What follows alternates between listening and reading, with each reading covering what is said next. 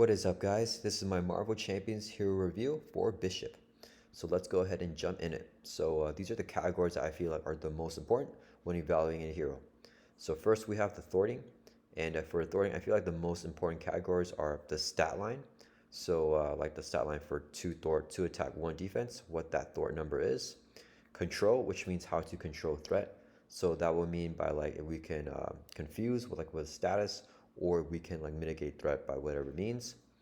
Cards, so the cards in his kit, like his Thoring card or whatever card that he has to remove threat, and then the overall score. So for the stat line, I do feel like that the stat line is the most important for Thwarting. I think that this stat line is more important than attack and defense. So let's go ahead and take a look at his hero card right here. So Bishop has 2 Thwart, 2 attack, and 1 defense, and then a 2 Thwart is very, very good. In terms of his confusing, he has no source of confuse in his kit, so that is not good. So I put no point right there.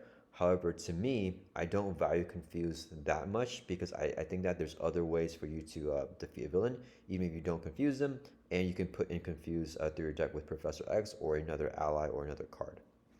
And as for his Thwarting card, let's take a look at that. We have the 2-cost Command Authority right here. So it's a 2-cost event, hero action Thwart, remove 3 threat from a scheme. If you pay for this event using a resource card, you can draw a card. So I think this is a very good Thwarting card. It's just 2 for 3, but you can draw a card back if you pay for it with a resource card. And if you're using a resource card, then it's probably going to be a double resource card like this, which means that you're only paying 1 card to play it and you get a card back. So I think Command Authority is a very good Thwarting card. So combined with his 2 Thwart, I think Bishop actually has pretty good thwarting in Marvel Champions compared to a lot of other heroes, and I'm going to give him an overall 2 out of 3 score for his thwarting. So for the next category, we're going to take a look at attack, and the parameters for attack are going to be a little different. So I categorize this with burst, the instances of damage, so it's going to be like small increments of damage, so kind of the opposite of big burst damage. And then the cost of his attack events and just how much readies that he has. Like it's expensive for him to do a lot of damage, and the overall score, which is a 3 out of 3. So let's take a look at Bishop's attacking. So one thing I do want to note is that for attacking, I don't value that stat line, that 2 attack, as much as I value that 2 thwart. Like I said earlier, I think that having a 2 thwart stat line is much more valuable than having the attack stat line, just because to be able to remove threat right away with your hero, I think is very valuable. Attack can be compensated through a lot of other different ways. I think attack events are usually a lot cheaper than thwart events as well. So for the big burst, I do value that a lot when I'm playing Marvel Champions, because a lot of times villains want to be, or they don't want to be, but we want to burst down villains in one big turn, so we don't have to deal with a lot of activations whenever they ramp to their next stage, or take a lot of retaliate and stuff like that, right? If there's a lot of small damages, then there's going to be a lot of retaliating. You might take a lot of damage, and the villains get more activations as you're doing damage to them, which is generally not going to be as easy to take down that scenario. So I do value big burst damage a lot, and Bishop is actually one of the premier heroes with one of the most burst damages in the game. So first, his attack event, Concussive Blast, is very, very good. It's a 3-cost attack event. Hero action attack, deal 6 damage to an enemy. If you pay for this event with the resource card, you can ready Bishop. So 3 cost is a little bit expensive for 6 damage, but you can almost equate that as 3 for 8, because if you get that ready with him, then he can just swing for 2. So ideally, you can have Bishop attack for 2 with his basic attack, play the Concussive Blast, do 6 damage, and then he gets ready back up and then can swing for 2 again for a total of 10 damage. So that is kind of contingent on you using a resource card when you're playing for it, but Bishop is the resource hero, so usually we can hope to get that resource card for the Concussive Blast. And then I think that 10 damage, well, the 2 attacks, so this is kind of like an 8 damage thing, but for 3 costs, I think it's very, very good, and it's a good big chunk of burst damage. And then we can combine that with Supercharge, which is a 0-cost upgrade. As an action, you can discard a resource card from hand to place 1 charge counter here for each resource icon on that card. So we can just place upgrade on the field and then slowly put resource in it and charge it up. And as a hero interrupt, when you make a basic attack, you can discard Supercharged, and you get +2 for this attack for each charge counter here to a maximum +8. So if you have this card up and you have 4 charge counters, you can discard this card and the charge counters and give +8 for Bishop's basic attack. So he has a basic attack of 2, plus the 8 is going to be 10 damage. So that is insane. So you could have that 10 damage combined with a Concussive Blast do another 6, get another ready, do another 2. It's going to be 18 damage with just these 2 cards. And I mean, Supercharge is kind of like the premier card for just having it on the field and then loading it up and then getting it ready for a big burst. So I think Bishop's burst damage is amazing. Definitely one of the best in the game, so he definitely gets a check mark for that. For the instances of damage, we want that because it's ways to ping off tough, it's ways to do damages to minion, it's just ways to kind of control the board through damage, and make sure there's not a lot of threats in terms of like minions on the board and a lot of enemies. And this is also useful for, like I said earlier, about the tough thing. And if a hero does have piercing, I will kind of categorize it in this category, because having multiple instances kind of like does what you want with tough, right? You can ping off the tough, and then or does what you want in equivalence to kind of like a piercing, I mean. So being able to ping off the tough with an attack and ready back up and attack again is kind of similar to piercing off the tough, even though piercing is obviously better, because if the enemy has retaliate, you don't have to attack twice to take 2 retaliate damage. But yeah, if whatever that has piercing, I'm going to kind of categorize it in the instances here. So Bishop definitely does not have piercing, but he does have a lot of instances of damage because of the concussive blast, like we mentioned earlier. He can get that ready, and then he also has Bishop's rifle here, which I think is very, very good. You can exhaust this card and choose an enemy. Do 1 damage to an enemy for each resource card in your hand. This attack gains range. So this is a great way to ping off tough, and if the enemy does a retaliate, you won't take that retaliate damage. I think early game, you might not have a lot of resources in your hand for a big turn. This card can usually do at least 1 damage and just ping off those toughs, do like small increments of damage. And then for late game, I mean, his rifle could definitely do, 5, 6, 7, 8 plus damage, depending on how many resource cards that you're running. So I think Bishop definitely has that check mark for instances of damage to really control the board, defeat minions, and just ping off toughs. For the cost of his attack, I think his attack stuff is pretty well costed, right? The rifle 2 cost is fairly cheap, and you can ping off 1 damage without spending any resources in the future when you have this upgrade already down. So that's a really good way to just do a lot of damage. And then concussive blast, I think it's fairly costed, being 3, but you get that ready, right? So most of the time, if you want to do a lot of damage to gun the villain down, you want that ready to make a basic attack right here. But with the concussive blast, if it's like mid game, you're controlling the board, you have versatility because you can do 6 damage and get ready to actually do some thwarting as well. You can use this to thwart with that. So I think that this is a very good costed card for what it does. 6 damage for 3, but you're getting a ready as well. And a supercharge, I mean, I think that's super duper efficient. It's 0 cost upgrade, so you can play this in alter ego or hero form. And this action where you're just carding resource cards, it's a great way to put down. It's a great resource sink if you have those bunch of extra resources in your hand to just put in supercharge. So I think that's a very, very cheap card and very powerful for its effect. So I think for his attack, Bishop definitely has one of the better attacks in the game. Probably one of the top 5. I mean, his attacking is insane. Definitely much better than his thwarting, but his thwarting is also nothing to scoff at. So next, let's take a look at his survivability. So for his survivability, I have the criteria as his alter ego or hero card. That just means on his actual alter ego or hero card, I think it's important to factor that in for survivability, because if you don't draw whatever you need to survive, can this hero still survive? So that's kind of what I mean by that. For the events, I'm usually going to be talking about defense events, but other events that can give you survivability are also going to be good, and just any cards that help with that. And then healing is going to be, does this hero have any extra source of healing in their kit? And yeah, usually you can exhaust to recover with your base recovery, but is there anything else that doesn't require you to exhaust to give you some extra healing? And Bishop, I mean, as you can see here, I think he has all 3. I gave him 3 out of 3 for the survivability, and I think that this is probably one of the most important criteria for ranking a hero and looking at how good a hero is in Marvel Champions. I think survivability is one of the few things that are the hardest to make up through aspect cards and other cards that you add in the deck. I think that the hero kit survivability is so much more powerful than what you can do in protection or in basic cards. So let's take a look at Bishop's survivability cards. So what was the first category that we had? His alter ego and hero ability. Okay, so for so his alter ego and hero ability don't actually really add anything to survivability, but I'm talking about his actual card itself. So he does have a recovery stat line here of 4, which I think is very, very good, just being above average. 3 is the normal curve, but having a 4 recovery I think is very good and adds to that survivability. And he has 12 hit points, which kind of makes him a tank, right? 10 is kind of the norm. If you have less than that, you're a little bit of a squishier hero. and you have any more than that, you're considered pretty tanky. So I think having that 12 hit point and 4 recovery means that his alter ego and hero card has good survivability. Next, let's take a look at his survivability events. So Bishop does have a defense event, and that's going to be his energy conversion here. So it's a 0 cost event. Here, interrupt defense. When an enemy attacks, shuffle each resource card in your discard pile into your deck. You cannot take more than 3 damage from this attack. So this is one of my favorite cards in the game, easily. I think that he has one of the coolest defense events in the game as well. I love the art in this where he's kind of jump in the way. I love this card in particular for multiplayer, because if you play this card, since it has a defense keyword, the attack gets redirected to Bishop without him exhausting. And then when the enemy attacks, not only do you get that benefit of shuffling all the resource cards in your discard pile back into your deck for you to have a huge turn. I like to do this with if I have 1 card left in my deck, I put in all my resource, and then I know that all the cards left in the deck are going to be a bunch of resource cards. And then you cannot take more than 3 damage from this attack, which is very, very good. It's a great way to mitigate any massive amounts of damage if there's overkill and piercing, right?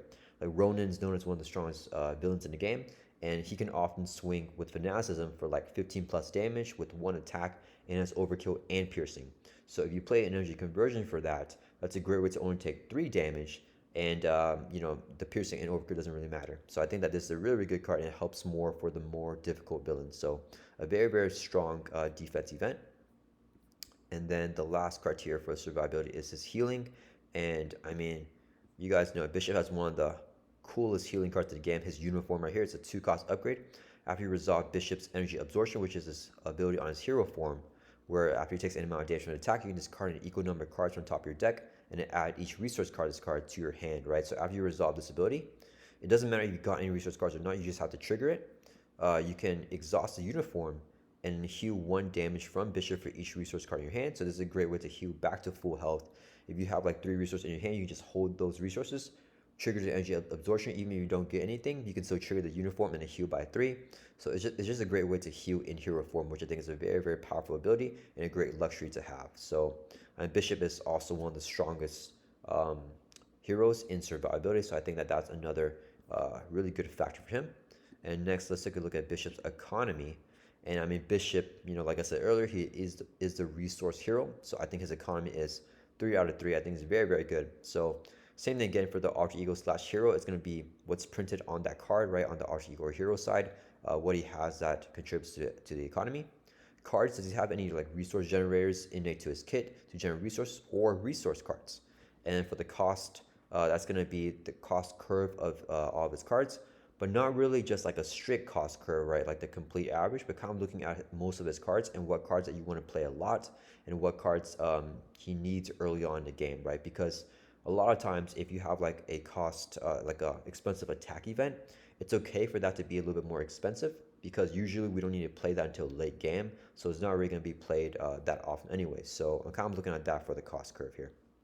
So first, let's take a look at his card himself for the economy, and that's where we're really going to look at his hero ability and alter ego ability. So for his hero ability, energy absorption, response after Bishop takes any amount of damage from an attack, discard an equal number of cards from the top of your deck. Add each resource card discards with your hand. So this is the definition of having good economy, right? He has to take damage, and you can discard cards off top of your deck, and if it's any card that is a resource card, like his stored energy right here, which he has 3 copies of, this is the resource card, that you add straight to your hand. So it's not only getting hand size, but getting resource cards, which is usually like going to be like a double resource or something like that. So that definitely adds to his economy. And then for his alter ego ability, temporary displace, response after you change this form, add a temporal card in your discard pile to your hand. And once again, one of the best temporal cards is going to be his double resource stored energy, which is a temporal card. That means each time you flip over to alter ego, you can grab this temporal card and add it straight to your hand with his alter ego ability, giving him really good economy. And when I'm evaluating the economy, I also think that it's very important to have the economy on your alter ego or your hero card itself. And the reason why is because even if you don't draw your resource generators, right, with the cards here, if you don't draw the cards that you need or your double resources, you still have the extra economy on your card itself. So I think it's compared to something like attack, like what we had earlier for the attack. I don't think that it's important to have that 2 attack stat line compared to like a 1 attack stat line or anything like that, or you have a way to do damage on your hero ability. It is good, but it's not going to be as important, in my opinion, as having that economy or that thwarting on your printed hero card to help you deal with those situations. So yeah, I think that's a very, very strong point for Bishop to have that on his alter ego and his hero side. In terms of the cards, he doesn't have any resource generators in his kit, but he does have resource cards. So let's take a look at that. So like I was talking about earlier, we all know his Stored Energy is an amazing resource card. It's a double resource with the energy and a physical. So any effects that trigger off, a printed energy or physical, this can do. Having two different resource sources, I think, is very valuable. And yeah, I mean, he has 3 copies of it. So I mean, he's definitely going to have a lot of resources with the cards in his kit. So he definitely gets a check mark for that. And then for the cost of his cards, I think that a Bishop has, I think he actually has very, very cheap cards, right? His everything is going to be under 3 here, right? The allies are actually 3, but yeah, the allies are actually a little more expensive, but I mean, they have a good styling for being a 3-cost ally. You can heal them up with their effect as well. So I think they're very, very solid allies there. His rifle is very cheap, being 2. His uniform is very cheap as well. The supercharge being 0-cost cards. The Thoring card is good as well because you can draw a card back. 0-cost defensive event is amazing. And then, yeah, the most expensive card I think is going to be the Concussive Blast. But I think that that's a pretty good cost curve, just doing 3 for 6, but you get it ready. I think that ready is definitely worth more than just 2 costs. So I think all Bishop's cards are pretty fairly costed, and the Concussive Blast is probably the card that you will use the least early game. So I don't really care that it's super expensive, or not super expensive, just like being 3 costs, because I think that's still a good value for it. So for his economy, I think he definitely has 3 out of 3. One of the best or highest economy heroes, right? Like Bishop's attack, survivability, and economy are all like top tier. He's definitely like top, 1, 2, or 3 or 4, like in all 3 of these categories. And lastly, we're gonna take a look at Bishop's versatility. So for the versatility criteria, I have the in-game versatility. So that means whenever you're playing Bishop, do you have to play him a certain type of way, or can he be flexible and play different styles, right? So does he have to like do a lot of thwarting, or does he have to build, or does he have to rush, or can he do a mix of either one based on what scenario he's facing? And then for the cancels, that means does he have any ways to cancel encounter cards, right? So that's gonna be something like an enhanced Spire Sense where you can cancel a treachery or cancel like an encounter card that's coming your way. And then for the aspects, this really isn't that big of a deal to me, but I do want to touch over it whenever we are evaluating hero, just to see if he has versatility over different aspects, if Bishop can play in different aspects and still be very, very good and still be very viable. So first, let's talk about his in-game versatility. Bishop definitely has in-game versatility, right? I think that the most common way to play Bishop is definitely leaning into his hero ability and leaning into his uniform, where you can take a lot of damage and then heal all that back up with his uniform. The way that I like to play him is actually more in Justice and leaning into his alter ego ability, constantly flipping over to take advantage of temporary displays to get that resource card, the Stored Energy, to his hand. And even if you have enough resource in your hand, you can get another temporal card like his allies or his rifle or his uniform, because these are all temporal cards that you can grab with his alter ego ability. So that's what I like to do. And I think there's so many ways to play him. You can play him with a bunch of allies. You don't really need that many allies if you're playing him, right? You can choose however he wants to play, and he can kind of do whatever he wants, right? He can rush. He can take his time to slowly build. He can flip over to alter ego a lot with his alter ego ability. And then, or he can just stay in hero form the entire game, heal up with his uniform, and then he doesn't ever need to flip. So I think that definitely for versatility, Bishop's got that in-game versatility checked off. For the cancels, Bishop does not have any encounter card cancels, right? So there's no way for him to cancel out an encounter card during the villains phase, unless you add something in from an aspect, right? So in his hero kit himself, he doesn't really have anything. And then for the aspects, I think Bishop is great across every single aspect. I've seen really great aggression builds where he can just rush down a villain or take damage and then dish it back. I've seen him great in leadership builds, right? You just put in a bunch of allies, he can pay for all legacies. He has such high economy. He's great in protection. He can just stay in hero form. He has great survivability. He can heal with his uniform, all that stuff. And then I'd like to play him in Justice to really take advantage of his economy and just build out really, really quickly. So yeah, Bishop's definitely got that handle as well. So for his overall rankings for versatility, I'm gonna give him 2 out of 3. He has everything except for the encounter card cancels, but I think that's not that big of a deal considering everything else that he does have. And I think that not having an encounter card cancel could be really bad, but the fact that his survivability is so strong kind of makes up for that, and he can just kind of take the hits and just survive. So it's okay if the villains get multiple activations against Bishop. So yeah, that's gonna be my overall ranking for Bishop, and then In conclusion, here we go. I have him as an S tier hero. I was kind of debating, going back and forth, is Bishop A tier or S tier, and I couldn't really decide.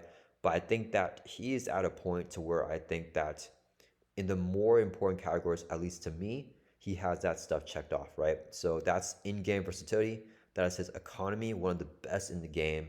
Survivability, one of the best in the game, hard to make up, and then the burst damage with the attack. I think that those are the three things that are the hardest to make up through aspect cards. I think Thoring can be easily compensated through whatever aspect cards you have, and I prefer to play him Justice because of that, because he doesn't have as much Thoring as I would like, and threat control with the Confuse and that type of stuff. And for the versatility, I mean, I don't really, um, the cancels I think is very, very important, but because of the survivability, I think that's fine that he's kind of missing that cancel just because he can still take those hits from the villain and just survive. So I think because of that, I think, yeah, Bishop is an extremely powerful hero. I've had like a lot of fun with him, and I mean, I think he's able to defeat every single villain in Marvel Champions. I have playthroughs on my channel against Ronin, against the entire Expert Apocalypse campaign, where I think Bishop ended up with full hit points every single game because he can just easily go back to heal, and he just has that freedom of whatever he wants to do in the middle of a game. So yeah, I think Bishop is definitely one of the strongest heroes in the game. And let me know what you guys think. Do you guys agree or disagree? Has he been kind of weaker for you? Or do you feel like there's too many heroes that are stronger than him to be able to put him in S tier? Let me know what you guys think. I in no way think that in my opinion here is like definitive. That's just kind of my subjective opinion and where I put Bishop based on my experience with him. So yeah, I hope you guys enjoyed this video. Let me know if you like this type of this style of video. I don't know if I'm gonna do any more hero reviews, at least this type of way. If you guys like this format, definitely let me know. I'm not sure if I want to do a magic one. Let me know if you want to see that. Yeah, I'm not sure if this video is I don't know. I don't know if my criteria is a little bit too concise or like too subjective to me. So yeah, just let me know what you guys think and if you guys want to see more of this. And I will see you guys in the next one.